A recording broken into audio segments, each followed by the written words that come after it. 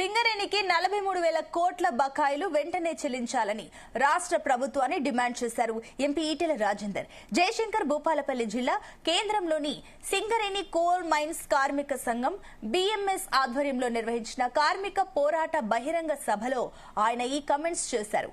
సింగరేణిలో రోజురోజుకు రెగ్యులర్ ఉద్యోగులు తగ్గి కాంట్రాక్ట్ ఉద్యోగుల సంఖ్య పెరుగుతోందని, రెగ్యులర్ ఉద్యోగులకు అందించే వసతులన్నీ కాంట్రాక్ట్ ఉద్యోగులకు అందించాలని అన్నారు.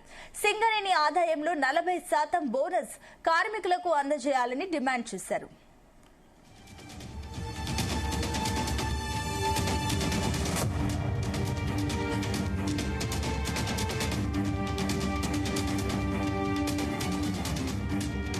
బిఎంఎస్ ఆధ్వర్యంలో సింగరేణి బొగ్గుగని కార్మికుల సమస్యల మీద దేశవ్యాప్తంగా ఎట్లయితే కార్మికుల సమస్యలు పరిష్కరించాలని చెప్పి అనేక రకాల కార్యక్రమాలు నిర్వహిస్తున్నారో ఇక్కడ కూడా ఆ కార్యక్రమం భాగంగా మేము ఇక్కడ రావడం జరిగింది.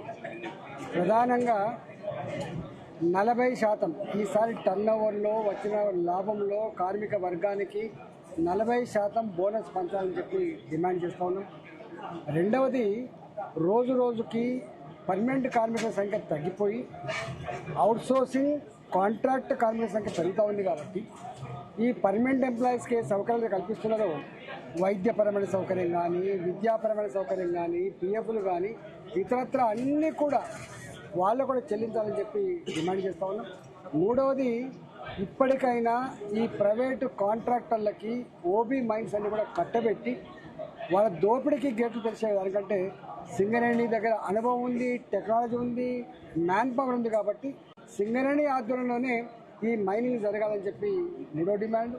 నాలుగో డిమాండ్, కొత్త మైన్స్ ఓపెన్ చేసి ఇవాళ ఎంప్లాయ్మెంట్ జనరేషన్ కోసం కూడా ఆలోచిస్తున్నాం. కాబట్టి బొగ్గు ఉత్పత్తి పెరగాల్సిన అక్కడ ఉంది. కాబట్టి ఇవాళ కొత్త మైన్లు కూడా ఓపెన్ చేసి ఎంప్లాయ్మెంట్ జనరేషన్ చేయాలని చెప్పి డిమాండ్ చేస్తూ ఉన్నాం. అదేవిధంగా వాళ్ళకు కోల్ ఇండియాలో కాంట్రాక్ట్ ఎంప్లాయీస్కి అయితే 1200 పైచిలకు జీతం వస్తుందో పర్ డే, ఇవాళ సగం కూడా వస్తలేదు. కాబట్టి వాళ్ళతో సమానంగా జీతం ఇవ్వాలని చెప్పి కూడా డిమాండ్ చేస్తూ ఉన్నాం. ఇవాళ సింగరేణి కంపెనీ ఒకనాడు డిపాజిట్లతో వెలుగొందిన సింగరేణి కంపెనీ కార్మికుల జీతాలు ఇవ్వాలంటే కూడా బ్యాంకులలో అప్పు తెచ్చే తప్ప ఇయ్యని పరిస్థితి వచ్చింది. 43,000 కోట్లు సింగరేణి ఆధ్వర్యంలో ఉన్నటువంటి జెన్కో స్టేషన్ కానీ, సింగరేణి బొగ్గు తీసుకొని తెలంగాణ రాష్ట్ర ప్రభుత్వం ఇవ్వాల్సే కానీ మొత్తం కలిస్తే 43,000 కోట్ల రూపాయలు ఇవాళ తెలంగాణ సర్కారు బాకీ పడి ఇవాళ సింగరేణి దివాళా తీస్తుంది. కాబట్టి వెంటనే చెల్లించి సింగరేణిని మళ్ళీ పూర్వవైభవం తేవాలని చెప్పి డిమాండ్ చేస్తుంది.